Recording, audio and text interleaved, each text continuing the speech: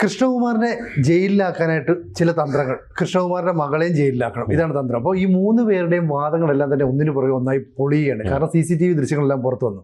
ഇനി എന്തായിരിക്കും മുന്നോട്ട് പോവുക? തീർച്ചയായിട്ടും ഇവർ പറഞ്ഞ വാദങ്ങളെല്ലാം പൊളിയുകയാണ്. അതോടൊപ്പം തന്നെ ഇവർ കൊടുത്ത കൗണ്ടർ കേസ് പ്രകാരം 23 വർഷം വരെ തടവ് ലഭിക്കാവുന്ന വകുപ്പാണ് ചുമത്തിയിരിക്കുന്നത്. കൃഷ്ണകുമാറിനെതിരെ 23 വർഷവും മകൾക്കെതിരെ 10 വർഷവും തടവ് ലഭിക്കാവുന്ന വിധത്തിലുള്ള കുറ്റങ്ങൾ ചുമത്തിയിട്ടുള്ള വകുപ്പുകളാണ് എടുത്തിരിക്കുന്നത്. അതോടൊപ്പം തന്നെ ഇവരെ ഭീഷണിപ്പെടുത്തി കവടിയാറിലെ വീട്ടിൽ കൊണ്ടുവന്നു എന്നൊക്കെയാണ് പറയുന്നത്. പക്ഷേ ഇവർ സ്വമേധയാ വരുന്നതും വാഹനത്തിൽ നിന്ന് ഇറങ്ങി വരുന്നതുമായിട്ടുള്ള ദൃശ്യങ്ങളൊക്കെ പുറത്തു വന്നിട്ടുണ്ട്.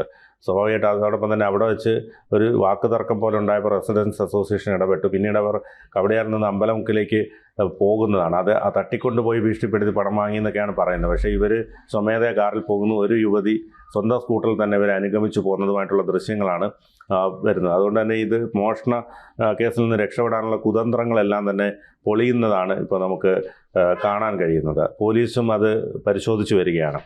ഏതായാലും പോകൽ പരാതി ഇനി നിൽക്കുമെന്ന് തോന്നുന്നില്ല. ഇത് യഥാർത്ഥ കുറ്റം മറയ്ക്കാനാണെന്ന് വ്യക്തമാക്കുന്ന, ഇത് സാധൂകരിക്കുന്നതിനുള്ള തെളിവുകളാണ് ഇപ്പോൾ ലഭിച്ചത്.